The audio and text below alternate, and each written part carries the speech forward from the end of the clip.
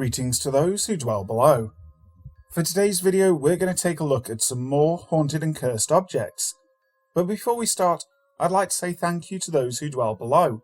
An exclusive channel membership you can check out using the link in the description box. So thank you to Steffi Ray, Wicked Witch, Lisa Watts, Lefty Kim, Irish Creepypasta Guy, Jess Black Curtain, and Christina Groves. Also, if you haven't subscribed to the channel yet, please make sure you do, making sure to hit that notification bell so you never miss a video. But now, sit back, relax, and enjoy. Possessed Teddy Bear or Something Else by EternalLotus. I don't really know how to start this, other than the fact that I've come to find that a favourite teddy bear of mine seems to have a life of its own. Donnie, as I've come to name this stuffed toy, along with such things as he and him, isn't all that special actually. My mother bought him at the mall for me when I was younger, and I've kept him close ever since, despite entering my late teens. I still sleep with him snuggled in my arms every night, and I believe that might have something to do with the life he's started to gain. The way Donnie acts now, for what I first thought to be a possessed stuffed animal, strikes me as odd. He moves. I know this for a fact from having felt him hold me back when I hug him, and having placed him down, turned for a minute, and looked back to find him closer to me. But these occasions tend to not happen often unless I've left him alone for long periods of time. However, seems only to happen if my mum or little brother goes into my room without my permission and I'm not around. That, and with my mum, since she's a bit more acute to paranormal things around her, if I accidentally leave Donnie in her bedroom. With my mum, he seems to swing down from the ceiling at an angle not possible, just to hit her on the head and be resting on the bed the moment she turns to look at him. I've gotten her to go into more detail about it, and she says that she only sees something black in the shape of Donnie swooping down upon her right before it hits her upside the head. If I leave Donnie alone with her without really realising it, my bear apparently begins to demand where I am, and then proceeds to say my name over and over until Mum eventually gets fed up with it and ends up either throwing him at me or tossing him in my room. With my little brother, I only have one account of Donnie doing anything, and that was standing up on my bed and charging right at him when he went into my room to get one of my CDs while I was over at a friend's house. Donnie didn't touch my brother at all, but he effectively chased him out. I'm not frightened or anything by this, but I am curious. I always used to joke around that my teddy bear was possessed once I got it, but I grew out of that stage rather quickly as I just slept while holding Donnie close. I don't know if it was that, or the fact that I am greatly attached to Donnie, that might have attracted a spirit to take up residence in my bear, but I've come to realise it might be something else entirely. With my mother and a Wiccan friend being able to sense, see and hear spirits, I'm grateful that I can consult and speak with them over the different theories without them thinking I'm completely nuts. And one theory seems to stick out to me in particular. My mum was the one to say it, and my friend agrees there's a large chance that whatever is in Donnie might be an extension of me. Looking at it seriously, I think this might be the case, but I'm not entirely sure. According to my mother, Donnie is perfectly fine and completely silent if he's with me, unless she comes in to wake me up, in which she feels that Donnie stares at her, with warning not to bother me at all. Donnie isn't the only one of my stuffed animals to gain life around me, or the ability to move either. The only other two being a small clown doll and my giant panda bear. The clown doll hasn't moved from the desk drawer I've hid it in for some time, due to my mother threatening to burn it if she ever found it on her pillow in the middle of the night again. And my panda bear has only moved once.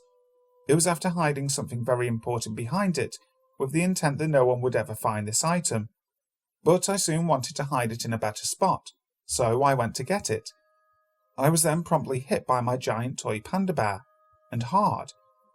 It wouldn't let me retrieve the item until I knocked it from the chair and got it anyway. The panda hasn't moved since, while Donnie has retained the ability to do as he wishes to those who enter my room and annoy my mother until she gives him to me. This has me thinking that he really might be possessed by some spirit that might hop from one of my stuffed animals to another, or he could be an extended part of me. I was leaning more towards possessed, since one of my other friends spent a week at my home the summer before last, and she heard a male voice talking in a different language, me replying in English as I mumbled along the lines of, "She's fine, Donnie, there's no need." But I don't know if she was completely awake or partially dreaming, so there's also that fact against the possession theory. I remind you that I am not afraid, but I would like to know what this is. Is my teddy bear just moving because of an extended part of myself? Has a spirit found him a suitable vessel? Or is it something different? The Curse of Little Bastard. James Dean's career as an actor and racer was tragically cut short on September 30th, 1955, when his Little Bastard Porsche 550 Spider was involved in a catastrophic collision on the way to a race meeting. Dean was killed instantly, but Little Bastard would go on to cause considerably more trouble. In fact, Little Bastard had caused upset almost from the moment Dean bought it. A week before the fatal crash, Dean met British actor Alec Guinness in Los Angeles. Guinness had an ominous feeling on seeing the Porsche and would later write in his diary, "The sports car looked sinister to me, exhausted, hungry, feeling a little ill-tempered in spite of Dean's kindness. I heard myself saying in a voice I could hardly recognize as my own, 'Please, never get in it. If you get in that car, you'll be found dead in it by this time next week.'" Dean laughed it off and set about preparing the car for the Selena sports car races with his Porsche mechanic Rolf Wutherich, enlisting stuntman Bill Hickman to help out. The original plan was to tow Little Bastard to the races, but Wutherich felt it would be better for Dean to get used to the Spider and run the engine in. On that fateful Friday, Wutherich sat next to Dean while Hickman followed with his truck and trailer. Police pulled over the convoy and issued a pair of speeding tickets just outside Bakersfield. It didn't slow Dean down one bit. Dean was barreling down Route 466 at an estimated 85 miles per hour when a young Cal Poly student named Donald Turnipseed, driving a Ford Tudor, decided to make a sudden turn onto Route 41. The impact sent the Ford almost 40 feet down the road and ejected Wutherich from the Porsche.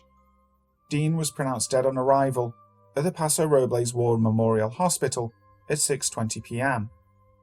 Despite being declared a total loss by the insurance company, the car was sold on and would continue to cause carnage wherever it, or even parts of it, went.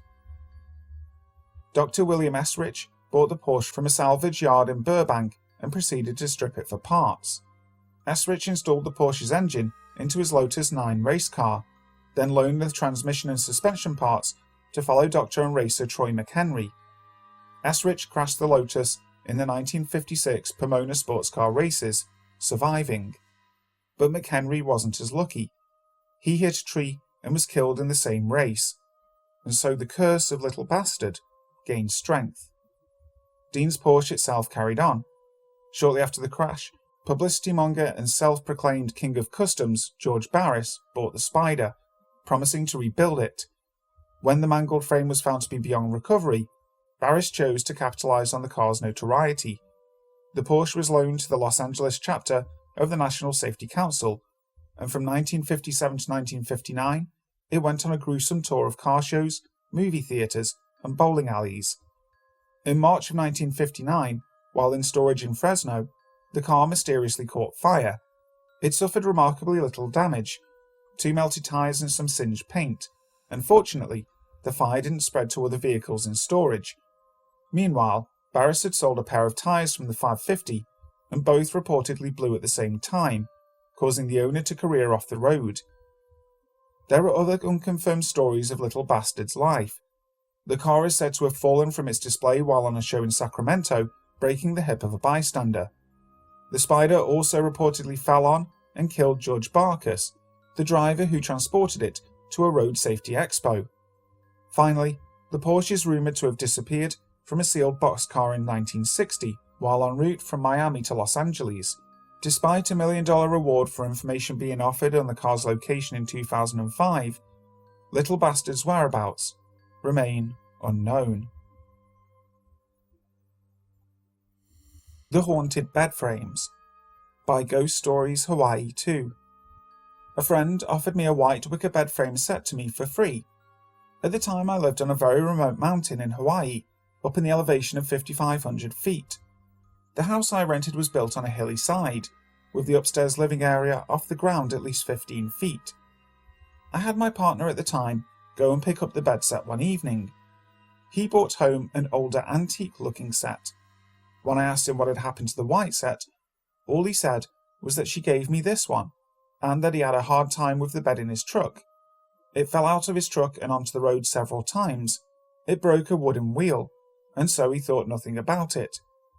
After I had this set in my guest bedroom for days, I started to put the frames together, and suddenly I felt so sick to my stomach, nauseating sick, and almost threw up.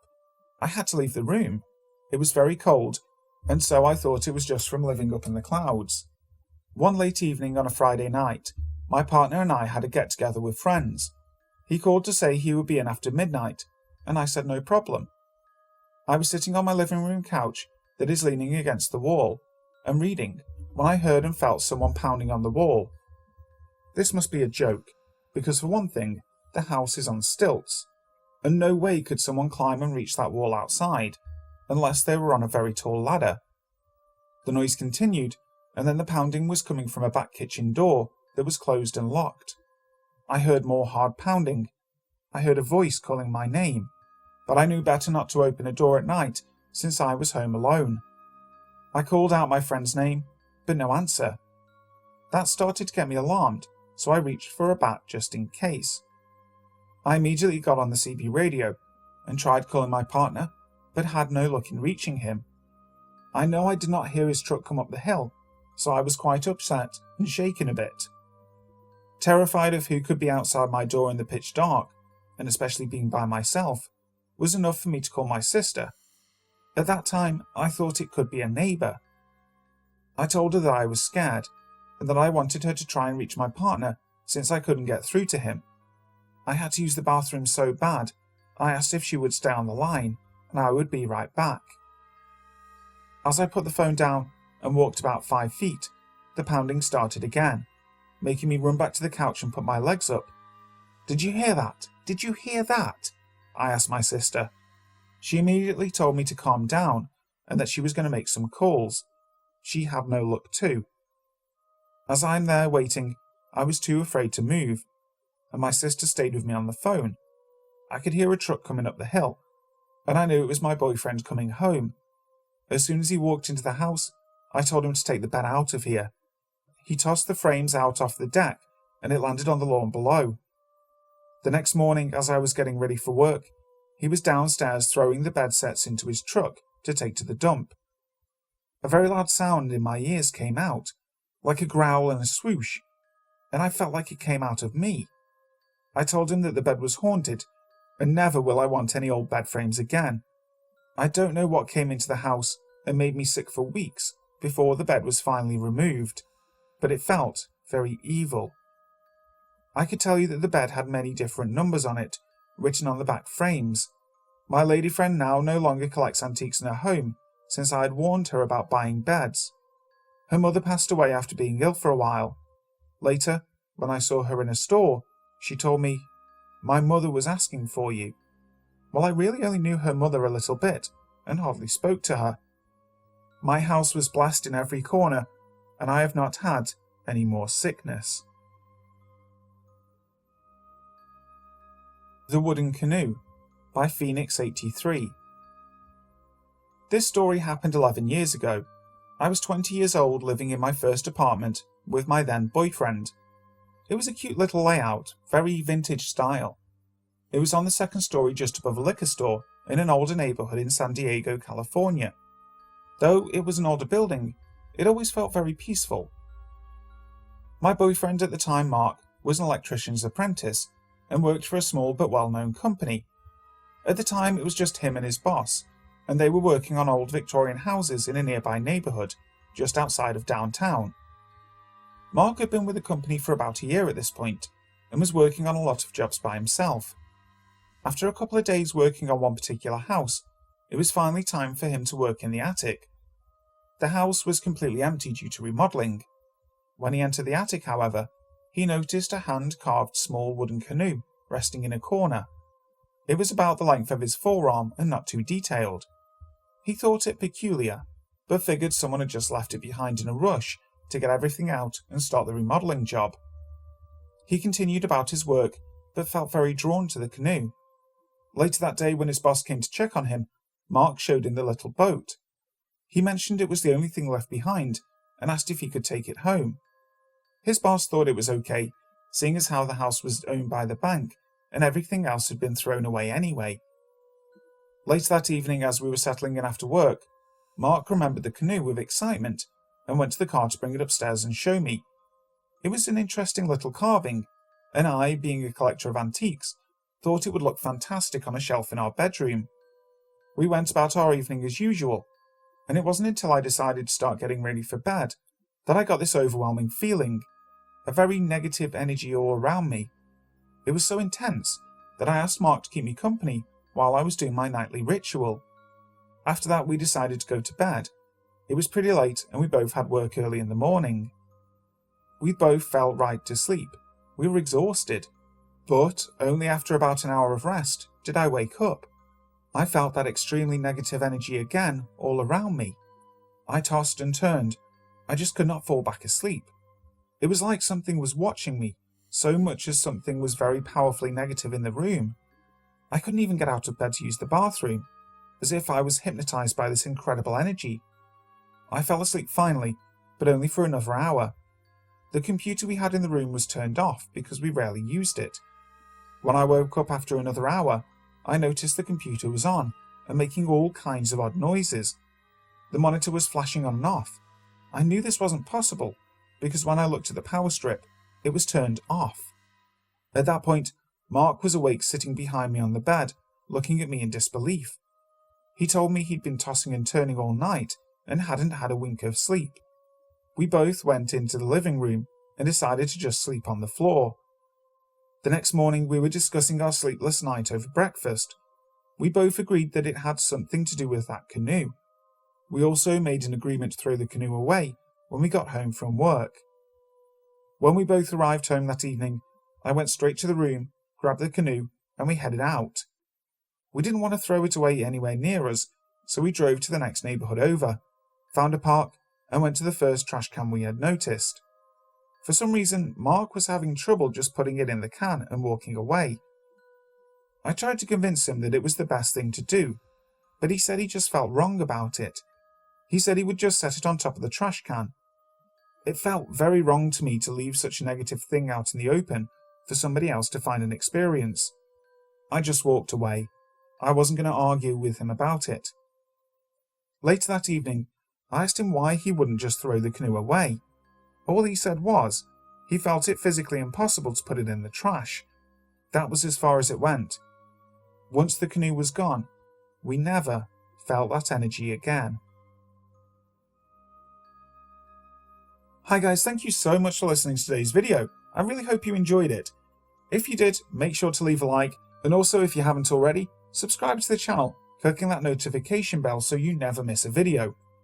Also, feel free to share any of the videos on the channel on your social media.